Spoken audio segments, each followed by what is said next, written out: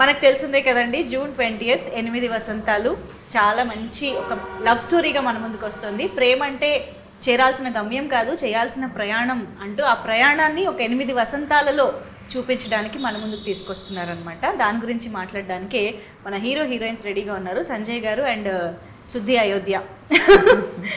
So yes, hearty welcome to you both of you. Thank you. So 8 వసంతాలు, అసలు ఆ తెలుగు అచ్చ తెలుగు టైటిల్ని పలకడానికి కూడా ఎంత హాయిగా బాగా అనిపిస్తుందో కదా. టైటిల్ నుంచి ఈ సినిమాకి సంబంధించిన ప్రతిదీ కూడా మమ్మల్ని అంత అద్భుతంగా టచ్ చేసింది అని చెప్పాలి, థియేటర్స్కి వచ్చేలాగా. So to start with Ravi Teja గారు, ఫణీంద్ర గారు, the director of this film, ఆయనతో చాలా మంచి జర్నీ, ర్యాపో, బాండ్ షేర్ చేసుకున్న పర్సన్గా 8 వసంతాలు ఎలా స్టార్ట్ అయిందో మీ నుంచి తెలుసుకుంటే బాగుంటుంది. యువర్ ఆబ్వియస్ చాయిసా ఈ సినిమాకి? చాలా పెద్ద స్టోరీ అండి, కానీ కొంచెం బ్రీఫ్గా for the sake of interview చిన్నగా చెప్తాను. First thing, obvious choice yes and no. Okay, చాలా బ్యాక్ అండ్ ఫోర్త్, చాలా డ్రామా జరిగింది. ఓకే, ప్రతి సినిమాలో కూడా జరిగేది అది. కానీ ఫస్ట్ కథ రాసుకున్నప్పుడు మాత్రం ఫణీంద్ర నాకు మీరు అన్నట్టు ఆ జర్నీ ఉండడం వల్ల నాకు ఒకసారి ఇలా ఒక కథ రెడీ చేసుకున్న నేను చెప్తా అన్నట్టు ఒక నరేషన్ ఇచ్చారు. సో అప్పుడే నాకు అతను ఏం చెప్పాడంటే, ఇది నేను చాలా పెద్ద స్టార్స్తో తీద్దాం అనుకుంటున్నా, ఎక్కడైనా వీలైతే మనం ఎక్కడన్నా ట్రై చేద్దాం అన్నట్టు చెప్పాడు. అప్పుడు నేను అవకాశాల కోసం తిరుగుతున్నాను అనమాట. Okay, wonderful. అంటే when it comes to Phanindra, అతను ఏది ఇచ్చినా నేను మహాప్రసాదంలా చేస్తాను అండి, because I'm extremely grateful to him. ఇవాళ నేను ఇక్కడ కూర్చున్నా అంటే అది ఆయన వల్లే. సో నేను ఆయనతో కూడా అదే చెప్పాను, మీరు నన్ను ఎప్పుడు పిలిచినా, ఎంత చిన్న రోలైనా పెద్ద రోలైనా ఏదైనా నేను వచ్చి చేసేస్తా, అసలు మీరు నాకేం చెప్పక్కర్లే కూడా, just tell me when and where. అలా కొన్ని నెలలు అయ్యాక ఇది మైత్రిలో అవ్వడము, ఒక ప్రెస్టీజియస్ ప్రొడక్షన్ హౌస్, అండ్ చాలా డిస్కషన్స్ తర్వాత కొత్త వాళ్ళతో వెళ్దాము అని ఆయన అనుకోవడము. అప్పుడు మళ్ళీ నా డిస్కషన్ రావడంతో ఆయన కొంచెం బికాస్ ఆఫ్ మధురం ర్యాపో, 11 years బ్యాక్ మేము మధురం అనే ఒక యూట్యూబ్లో ఒక ఇండిపెండెంట్ ఫిల్మ్ చేసాం. చూడని వాళ్ళకి చెప్తున్నాను. యా, సో ఆ ర్యాపో వల్ల అతనికి నా మీద ఉన్న ఒక నమ్మకం వల్ల నన్ను కొంచెం పుష్ చేశాడు. అలా నాకు ఈ అవకాశం వచ్చింది. But actually Mythri movie makers లాంటి సంస్థ నిర్మించబోతోంది సినిమా, ఓకే చేసింది అన్న న్యూస్ వచ్చినప్పుడు హోప్స్ ఇంకా తగ్గే ఛాన్సెస్ ఉంటాయి. ఎందుకంటే మైత్రి మూవీ మేకర్స్ అనగానే ఎనీ ఎస్టాబ్లిష్డ్ హీరో ఒప్పుకుంటారు, చేస్తారు అనే ఇది ఉంటుంది, సిచ్యువేషన్ ఉంటుంది. కాబట్టి అప్పుడు ఎలా ఉండింది? ఇంకా నాకు రాదులే అని ఏమన్నా అలాంటి డిసప్పాయింట్మెంట్ వచ్చిందా ఆ స్టేజ్? ఒక డౌట్ అయితే ఉండిందండి, నిజంగా మాట్లాడాలంటే ఆ డౌట్ అయితే ఉండింది. మీరు అడిగిన క్వశ్చన్ కూడా కరెక్టే. ఎందుకంటే ఇప్పుడు నాకు అవకాశం వచ్చింది కాబట్టి నేను మైత్రిలో సినిమా చేస్తున్నా అనగానే ఈజీగా ఒక 50 మంది నన్ను అడుగుంటారు, నా ఫ్రెండ్స్ కానీ, నా థియేటర్ యాక్టర్ ఫ్రెండ్స్ కానీ, వీళ్ళందరూ కానీ, నువ్వు పొలిటీషియన్ కొడుకువా, మీ ఫాదర్కి బ్యాక్గ్రౌండ్ ఉందా, లేదా నువ్వు డబ్బులు పెట్టావా, లేదా నవీన్ గారికి కానీ రవిశంకర్ గారికి కానీ నువ్వు ఏమన్నా రిలేటివా, లేదా నీకు మాకు తెలియని భాషా బ్యాక్ డ్రాప్ ఏమైనా ఉందా నీకు, అంటే ఇన్ని రోజులు మాకు చెప్పండి, అసలు ఎలా, how is it possible boss? So అందరూ నన్ను ఒక నెపోటిజం ప్రోడక్ట్ అని అనుకున్నారు. తప్పులేదు, ఎందుకంటే ఒక పెద్ద బ్యానర్లో నాకు తెలిసి ఈ మధ్యకాలంలో జరగలేదండి అది. ఒక ఒక కొత్త నటుడికి ఒక ప్రెస్టీజియస్ బ్యానర్లో, ప్రెస్టీజియస్ అంటే అది కూడా ఒక లీడ్, ఒక హీరో. అండ్ మైత్రి అనేది ఇండియాలో #1 బ్యానర్ అండి, పాన్ ఇండియా. వాళ్ళందరికీ నేను ఒకటే చెప్పేవాడిని, నాకు కూడా తెలియదు బాస్ ఇది ఎలా వచ్చిందో, జస్ట్ గాడ్స్ గ్రేస్. బట్ దీన్ని బట్టే అర్థమవుతుంది మైత్రి మూవీ మేకర్స్ ప్యూర్గా సినిమాకి ఏం కావాలో దానికే స్టిక్ అయి ఉంటారు అనేది. సో క్యారెక్టర్స్ని మీలో చూసుకున్నారు డైరెక్టర్ గారు కాబట్టి మిమ్మల్నే తీసుకోవడం జరిగింది. అండ్ వీఆర్ గ్లాడ్ దట్ ఇలాంటి ఫ్రెష్ ఫేసెస్తో ఒక ఫ్రెష్ నెరేటివ్ని మేము వినగలుగుతున్నాము అనేసి. సో అనంతిక గురించి కూడా టీజర్ 1 ఇంటర్వ్యూలో మనం మాట్లాడుకున్నాం యాక్చువల్లీ, ఇది టీజర్ 2 ఇంటర్వ్యూ.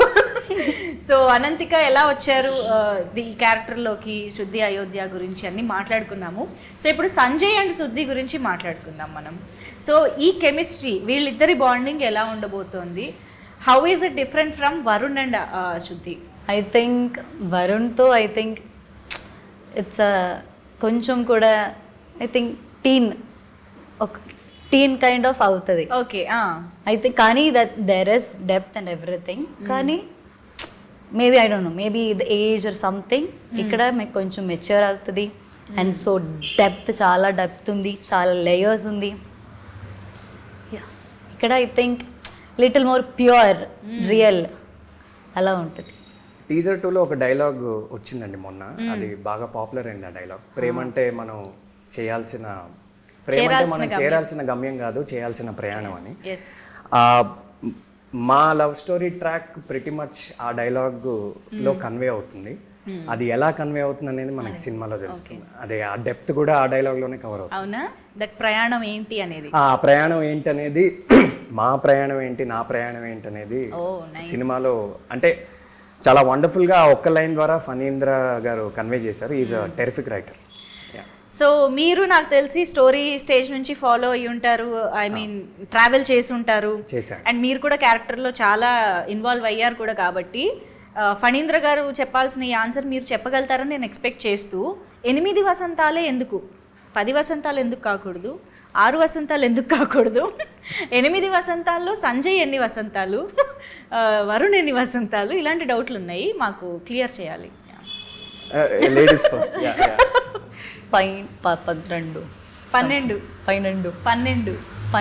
ఎస్ 12 వసంతాలు యాక్చువల్గా. Yeah, okay. కానీ ఫుల్ ఒరిజినల్ స్టోరీ ఆయన 12 years జర్నీ లాగా రాశాడండి. అందరి క్యారెక్టర్స్, వరుణ్ది కానీ శుద్ధిది కానీ అలా. కానీ అది కొన్ని రీజన్స్ వల్ల 8 వసంతాలు అయింది. ఇప్పుడు ఎన్ని వసంతాల్లో ఎవరెవరు ఉంటారో అవన్నీ మేము చెప్పలేమండి. మీరు అది రిలీజ్ వరకు వెయిట్ చేయాలి. Okay okay. సో వసంతాలు కి సంబంధించి మన సినిమాకి సంబంధించి ఒక డైలాగ్ ఉంది, లైక్ అనుభవాలుని వసంతాలు అంటాము, 365 రోజులు లెక్క వేస్తే అది సంవత్సరం అవుతుంది అని. అలాగా సినిమాలో ఏమంటారు, కాలాలకి సంబంధించి లైక్ సీజన్స్ ఈ నెరేటివ్లో ఒక భాగం అవుతున్నాయి అని అనిపిస్తుంది టీజర్స్ చూస్తుంటే. లైక్ మనకి మాన్సూన్, వింటర్, ఫాల్, ఎవ్రీథింగ్ కనిపించిపోతున్నాయి. They are also part of narrative అని అనిపిస్తుంది. ఇది ఎంతవరకు కరెక్ట్ అండ్ ఎంతవరకు అలాంటి ఒక ఫీల్ మాకు కన్వే అవుతుందని అనుకుంటున్నారు?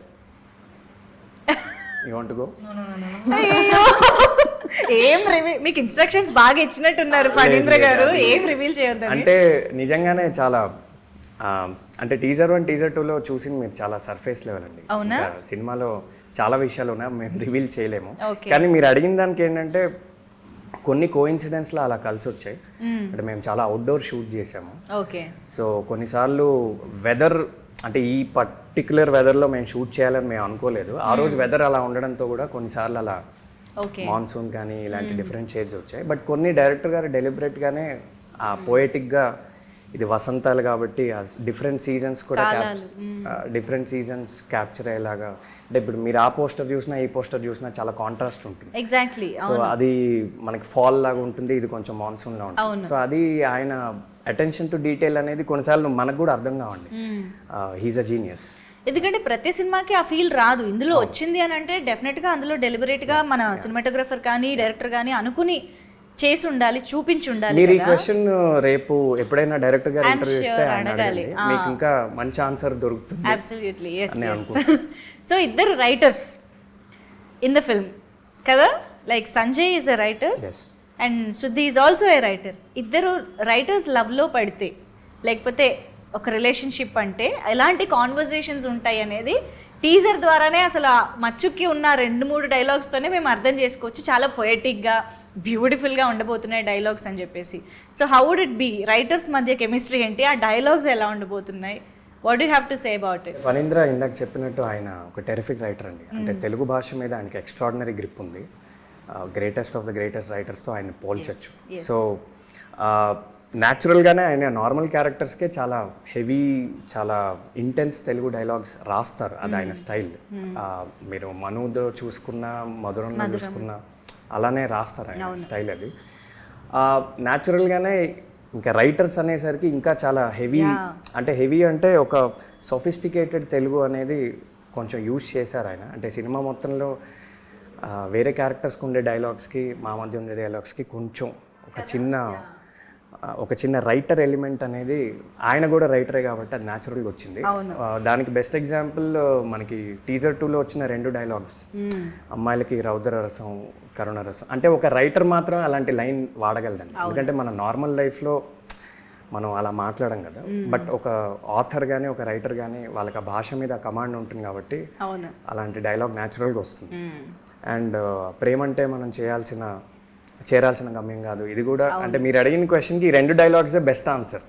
సో ఇలాంటి స్టైల్లోనే ఇంకా ఉంటాయి. ఈవెన్ ఆ ఆడదాన్ని అందానికి బియాండ్ గా చూస్తే సముద్రం అంత లోతు కనిపిస్తుంది అనే ఒక డైలాగ్ కానీ చాలా ఉన్నాయి ఇందులో. సో అలా వెతుక్కోవచ్చండి డైలాగ్స్. చాలా డైలాగ్స్ సినిమా రిలీజ్ అయ్యాక చాలా పాపులర్ అవుతాయి, చాలా వైరల్ అవుతాయి. వాట్సాప్లో వీటిలో స్టేటస్గా కూడా పెట్టుకోవచ్చు చాలా. Yes absolutely.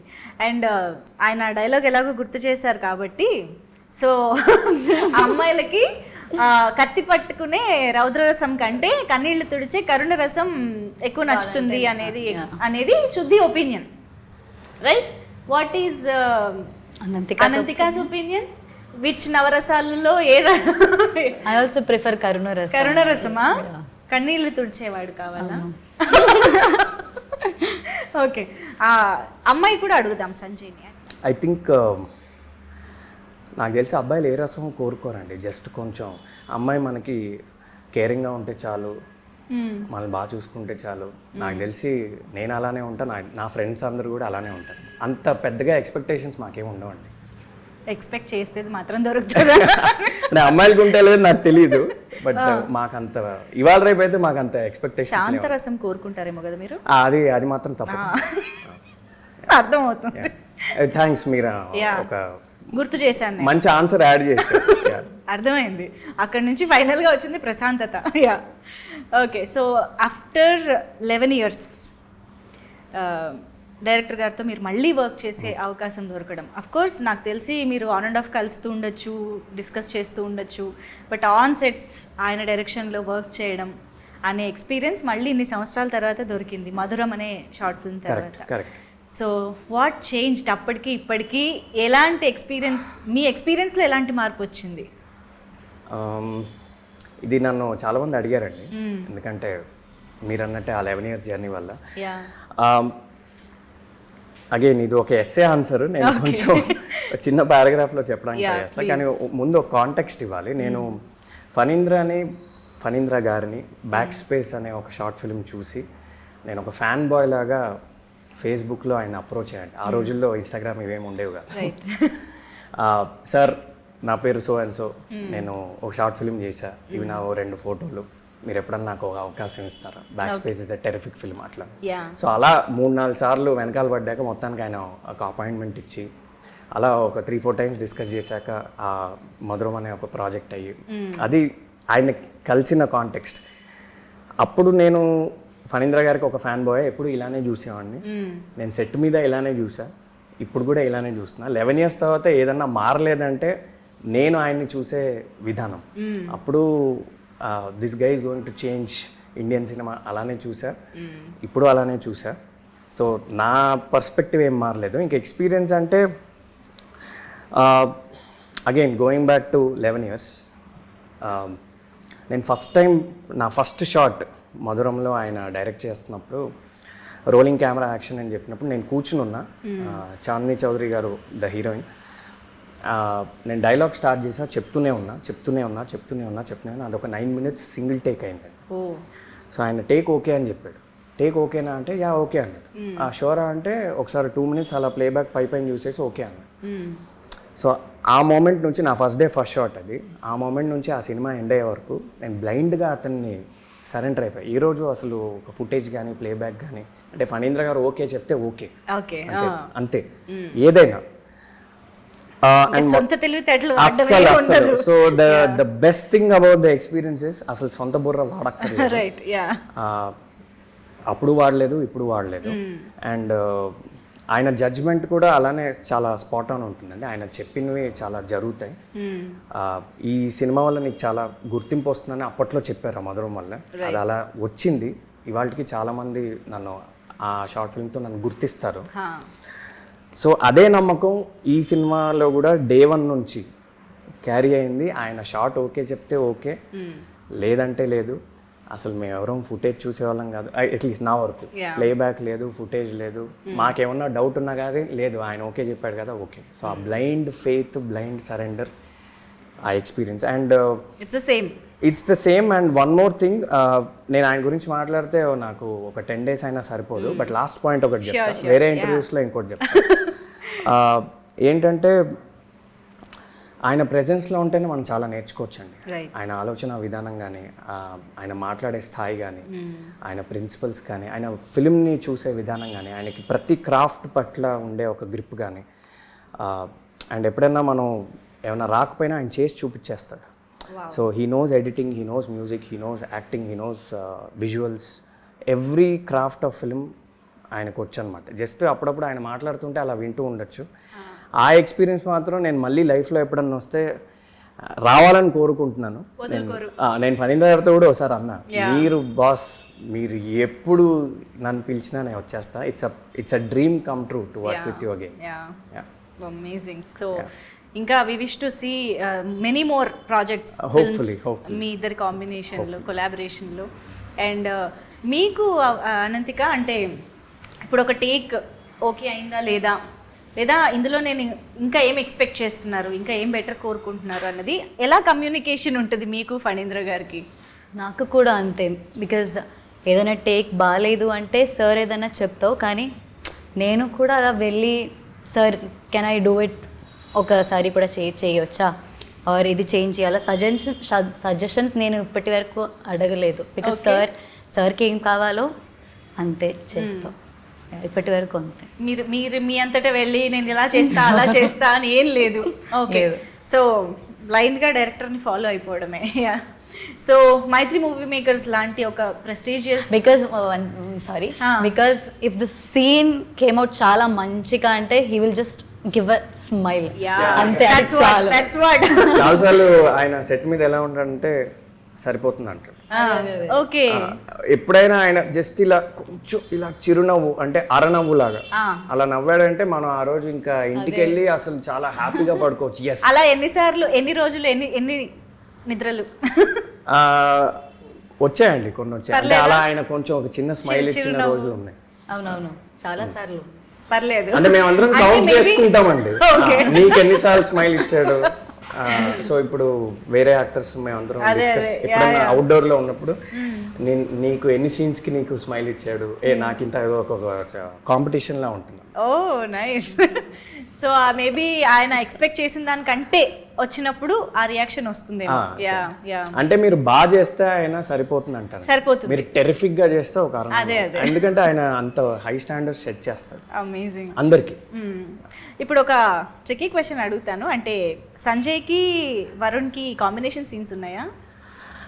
అది ఇలాంటి ట్రిక్ క్వశ్చన్స్ మీరు నన్ను అడిగితే ఎట్లా? ఇగో మీరే అన్నారు ప్రెస్టీజియస్ మైత్రి మూవీ మేకర్స్ అని. నా ఫస్ట్ ఫిల్మ్ ఇండస్ట్రీలో ఉండాలా వద్దా అండి? మీరు అసలు నన్ను పంపించేస్తారు ఇలాంటివన్నీ చెప్తే. ఇలాంటి ఇంట్రెస్టింగ్ ఆన్సర్స్ చెప్పాలి, ఉండాలండి. అయ్యో ఉండాలి కాబట్టి అసలు సేఫ్ గా గేమ్ ఆడాలి మనం. మీరు నేను 2-3 సినిమాలు చేశాక ఇలాంటివి అడగండి, మేబీ కొంచెం ఇంకొన్ని చెప్పగలను. ఓకే సరే, ఫస్ట్ టైం కి దీనికి అంటే ఇండస్ట్రీలో నేను సేఫ్ అనుకున్న రోజు నేను చెప్తాను. సరే వదిలేద్దాం ఇప్పటికి. So yes, I just want to know the experience, the incredible experience of working with Mythri movie makers. అసలు సెట్లో ఎలా ఉండేది? రవిశంకర్ గారు, నవీన్ గారితో మాట్లాడడం, వాళ్ళతో ఎప్పుడైనా ఇంటరాక్ట్ అవ్వడం ఇలాంటివి జరిగాయా? ఎలా అనిపించింది ఓవరాల్గా? యా, సమ్టైమ్స్ రవి గారు use to come and visit and use to set. అది ఒక మంచి ఫీలే కదా, అందరూ ఉంటావు.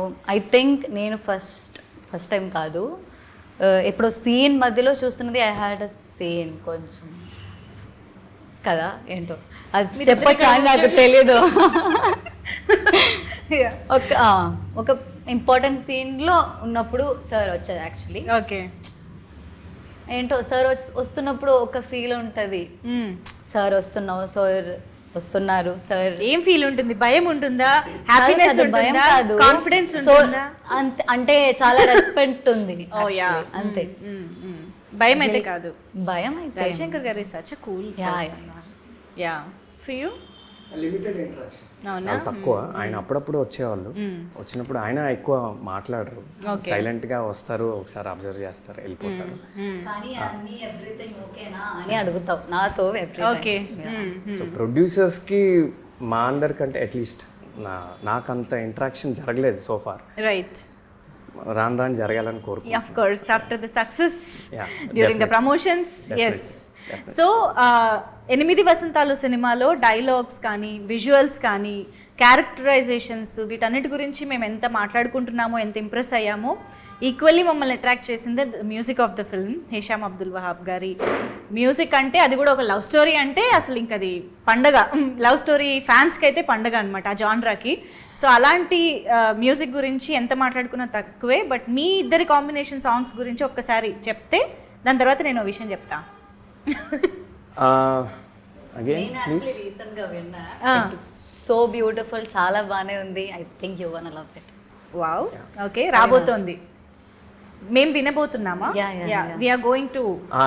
నేను ఇంకా ఆ సాంగ్ వినలేదండి, అంటే తను ఏ సాంగ్ గురించి అయితే చెప్తుందో ఆ సాంగ్ ఇంకా వినలేదు. ఓకే. రేపు అందరితో పాటు నేనే వింటా. బట్ ఆయన మ్యూజిక్ అనేది ఇంకా ఆఫ్ కోర్స్ మీరు ఏ లవ్ స్టోరీ తీసుకున్నా ఆయన బిగ్గెస్ట్ అసెట్ ఆ సినిమాకి. అంటే హాయ్ నాన్న కానీ, మలయాళం హృదయం కానీ. సో అంటే నాకు నమ్మబుద్ధి అవ్వట్లే అండి, ఇలా నా వెనకాల ఒక పోస్టర్ ఉండి, మైత్రి అని ఉండి, హేషామ్ అబ్దుల్ వహాబ్ మ్యూజికల్ అని ఉండి, and my God father Phanindra. అంటే నేను ఎవ్రీ 5 minutes నేను రిమైండ్ చేసుకుంటున్నా, ఓకే ఇది నిజంగానే ఇది రియల్ అని. అంటే నా 11 years డ్రీమ్ అండి ఇది. సో అంటే ఇంక ఎవరిని తీసుకున్నా ఇంకా హేమా హేమీలే ఉన్నారు. నిజంగా ఇట్స్ గాడ్స్ గ్రేస్. ఫస్ట్ సినిమాకే ఇలాంటి అవకాశం చాలా రేర్. హోప్ఫుల్లీ ఇది అందరికీ వర్కౌట్ అవ్వాలని కోరుకుంటున్నాను. You can clearly understand actually మీ ఎక్సైట్మెంట్ ఎలా ఉంది అని చెప్పేసి. So we are also equally excited to watch the film and experience the film in theatres. ఎందుకంటే నాకు తెలిసి లవ్ స్టోరీస్కి ఏదో ఒక పాయింట్ ఆఫ్ టైంలో ఏదో ఒక డైలాగ్ చాలామంది కనెక్ట్ అవుతూనే ఉంటారు కాబట్టి, రిలేట్ చేసుకోగలుగుతాం కాబట్టి ఈక్వల్లీ ఎక్సైటెడ్. అయితే ఇప్పుడు పాటల గురించి ఎలాగో వచ్చింది కాబట్టి, సంజయ్ శుద్ధి గురించి చాలా పాడుంటారు, అండ్ వరుణ్ కూడా పాడారు. ఇలాగా మనం పని చేద్దాం. మీరు నేను చూపించే స్టార్స్కి ఒక పాట డెడికేట్ చేయాలి అని అంటే ఏం చేస్తారనేది ఇప్పుడు మన సెగ్మెంట్. ఓకేనా? సో మనం ఆ రౌండ్లోకి వెళ్ళిపోదాము. I will show you the picture of the star. So here we go. First Ananthika బేసిక్గా మంచి సింగర్ కూడా కాబట్టి స్టార్ట్ చేసేద్దాము. Thank you very much. So first the కలల రాకుమారుడు of many girls, super star Mahesh Babu garu. I think Mahesh Babu song కదా, that song అదే నేను విన్నా actually. That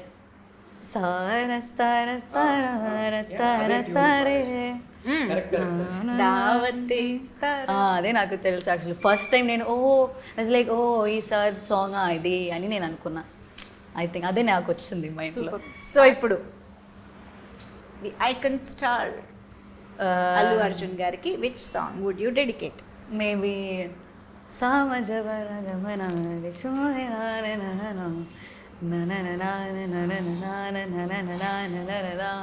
wow, amazing, beautiful. మన లవ్ స్టోరీకి దగ్గరగా ఆ సాంగ్ కూడా. ఓకే, అండ్ ఓకే, ఎక్కువ ఇబ్బంది పెట్టాను. ఇంకొక చడా. I love Radhe Shyam actually. Okay. So Radhe Shyam songs అంటే నాకు చాలా నచ్చింది. So there is one song, నగుమోము తారలే, అది. వావ్, అరే వా, మీకు లిరిక్స్ వల్ల పాడలేకపోతున్నారు కానీ సూపర్గా చాలా బాగా హమ్ చేస్తున్నారు. That was amazing. Thank you so much Ananthika. ఇక్కడికి లేదా క్వశ్చన్స్? నాకు మాత్రమేనా? సరే, నేనే మాట్లాడుతున్నాను. ఇది జెలసియా, రివెంజా, అవుట్ ఆఫ్ ఎక్కడి నుంచి వస్తుంది అది? ఎందుకు లేదు, ఆబ్వియస్గా రవితేజ గారు కూడా ఉన్నాయి. So the first beautiful actress Samantha. అత్తారింటికి దారేదిలో సాంగ్ ఉంటుంది, కిర్రాకు కిర్రాక్ కిరాక్ కిరాక్ పుట్టించావే, ఆ ఒక్కలైనే వచ్చి నాకు. ఓకే, ఆ లైన్ డెడికేట్ చేసి డెడికేటెడ్ టు సమంత. ఎస్, ఎప్పుడున్నా కిర్రాక్ పుట్టిస్తారు కాబట్టి స్క్రీన్ పైన.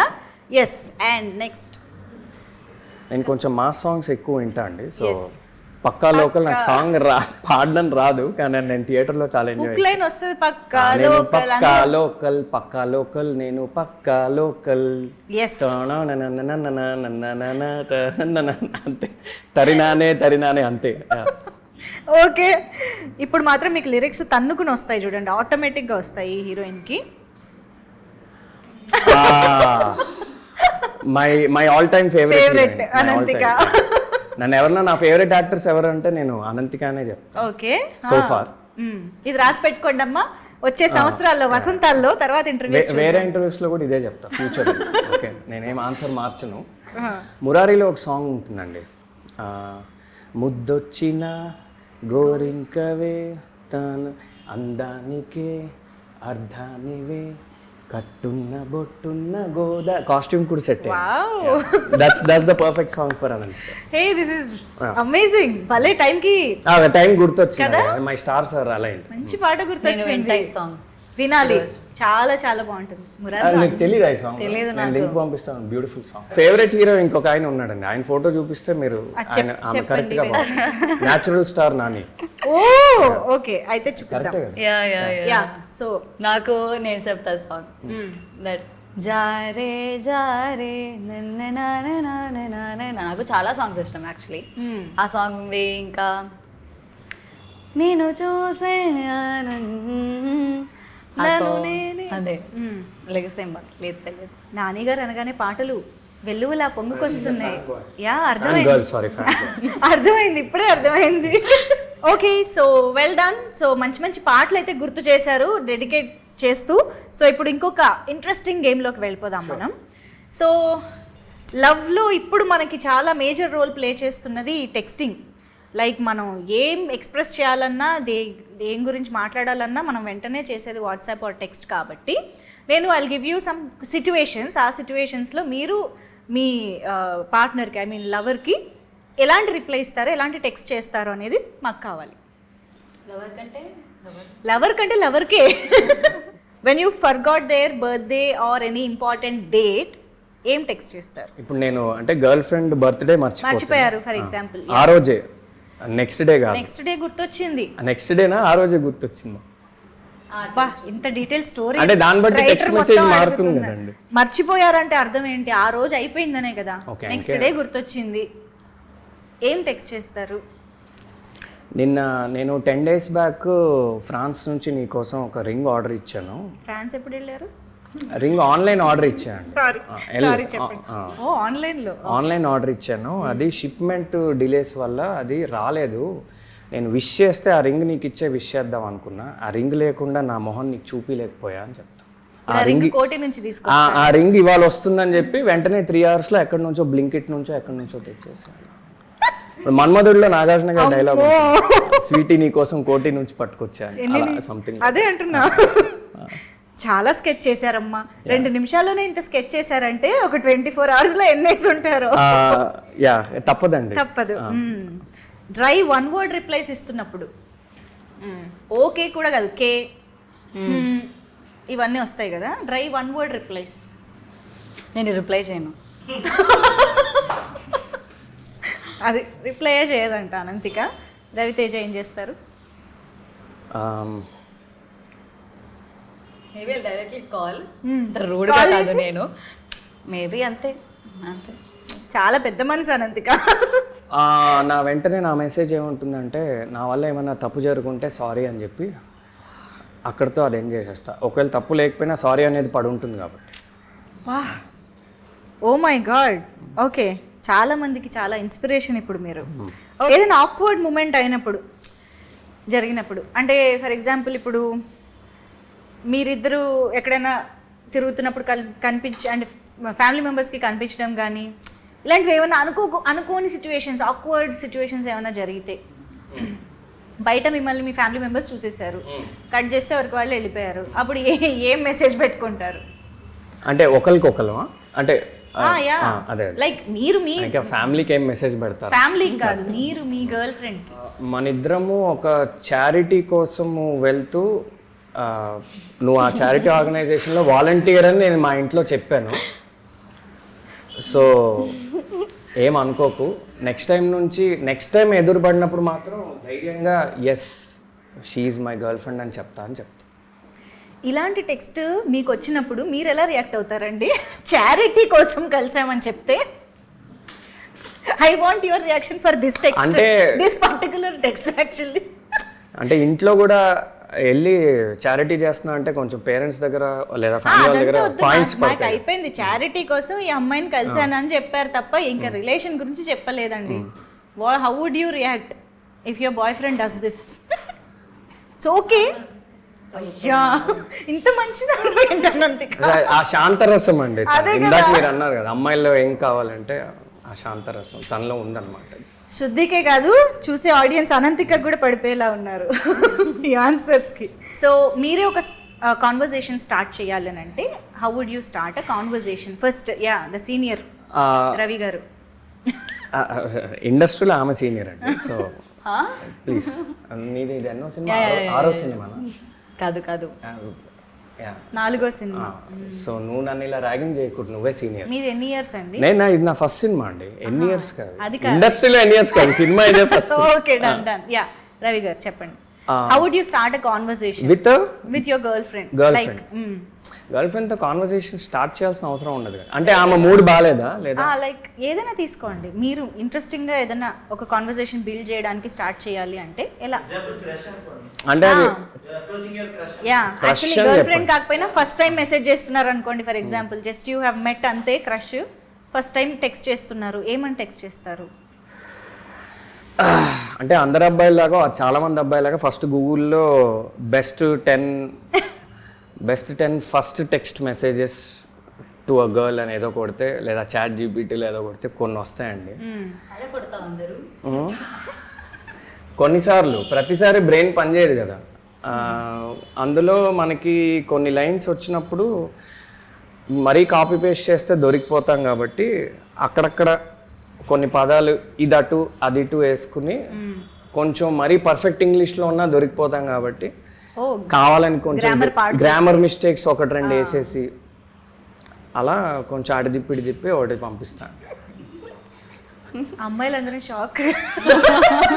ఇది ఐడియా రానప్పుడు, అప్పుడప్పుడు ఐడియా వచ్చినప్పుడు న్యాచురల్గానే ఏదో వస్తుంది కదండి. అంటే రవి గారి నుంచి ఎంతమందికి మెసేజెస్ వెళ్ళాయో నాకు తెలియదు. సో ఒకసారి చూసుకోండి మా ఫస్ట్ మెసేజ్ ఏంటని. మీరు చాలా ఇంట్రెస్టింగ్ ఉన్నారు, can I take you out for coffee, ఇది మోస్ట్ కామన్ అండి. కానీ ఇప్పుడు నేను అలాంటి మెసేజ్ పెట్టలేను, నేను కమిటెడ్ కాబట్టి ఎవరికి. సో మేబీ ఇదివరకు చాట్ జీపీటీ అండి, అంటే చాట్ జీపీటీ లేని రోజుల్లో ఏదో గూగుల్ అంతే. ఎక్స్పీరియన్స్ నాకు లేదు. అవును, అది మీ నుంచే వస్తుంది ఆ మెసేజ్ కాబట్టి. ఏం మెసేజ్ వస్తుంది? స్లోగా స్టార్ట్ అవుతుంది, స్లోగా టెక్స్ట్ చేస్తుంది ఏదో ఫ్లోలో నార్మల్గా.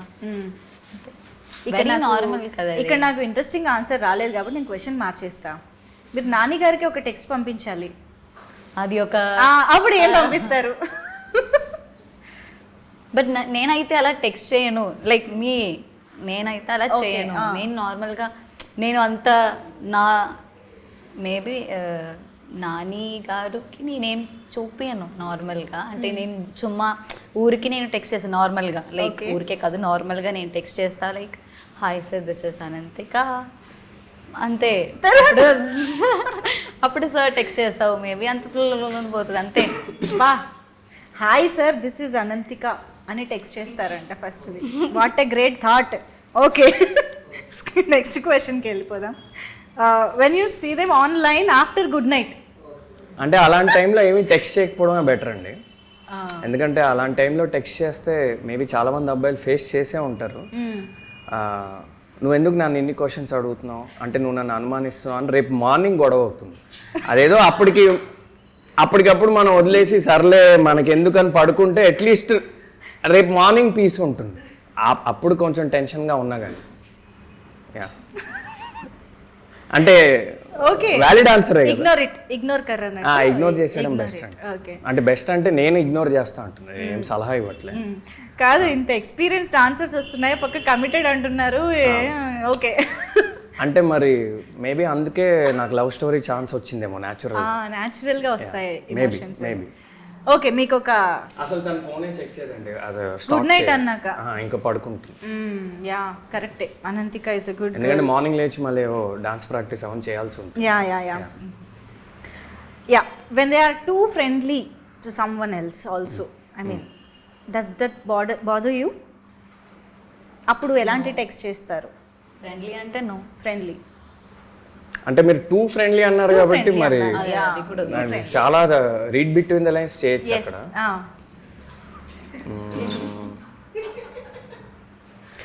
నువ్వు ఎవరితో అయితే టూ ఫ్రెండ్లీగా ఉన్నావో వాళ్ళకి నువ్వు కమిటెడ్ అని తెలుసు కదా అని ఒక క్వశ్చన్ మార్క్ అడుగుతా అంతే. అంతే, అంటే అది డిప్లొమాటిక్గానే అడుగుతా. ఓకే, ఏ టోన్లో ఏమి. ఓకే, మీరు లవ్ స్టోరీ ఎప్పుడు రాస్తున్నారండి? ప్రయత్నిస్తా అండి. ఇక్కడ కొంతమంది ఇద్దరు మంచి రైటర్స్ ఉన్నారు, వాళ్ళు ఎప్పుడైనా సహకరిస్తే. ఇంత ఎక్స్పీరియన్స్ ని వేస్ట్ చేసుకోకూడదు, మీరు రాసేయండి. చాలా రిలేటబుల్ ఆన్సర్స్ కూడా ఇచ్చేసారు కాబట్టి. యా, బట్ ఐ థింక్ 8 వసంతాల్లో డెఫినెట్ గా ఇలాంటి చాలా రిలేటబుల్ ఎమోషన్స్ అయితే ఉంటాయని అర్థం అవుతోంది. సో మేము సినిమా చూడడానికి వెయిట్ చేస్తున్నాము. But before we wrap this up, 8 వసంతాలు మాకు ఎలాంటి ఎక్స్పీరియన్స్ ఇస్తుంది అనేది థియేటర్లో చూస్తాము.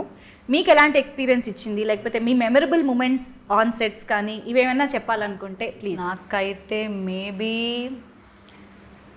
మేబీ లాస్ట్ డే అంతే. బికాజ్ లాస్ట్ డే మనకి ఇది అంత ఏంటి, వీఆర్ ఎండింగ్ కదా, ఎండింగ్ ప్రాసెస్లో ఉన్నాం. అది ఐ థింక్ అది మనకి we're not able to digest that. Okay అవుతుంది షూటింగ్, అయిపోయింది, రేపు నుంచి మనం ఎవరు కలవాలి. ఏడ్చలేదు okay, but you felt that ఏడవా అది. ఓకే ఓకే, కానీ వేరే రీజనా?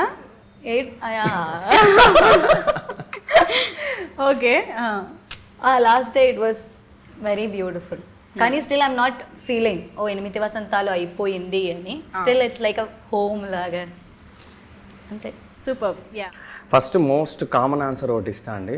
ఆ షూట్ మొత్తం మెమరబుల్ ఎక్స్పీరియన్స్, పిక్నిక్ లా జరిగింది. అవుట్డోర్ మేము చాలా లొకేషన్స్లో కూడా షూట్ చేసాం, పిక్నిక్ లా జరిగింది. అది కూడా ఫ్యాక్టే, కానీ కామన్ ఆన్సర్. అయితే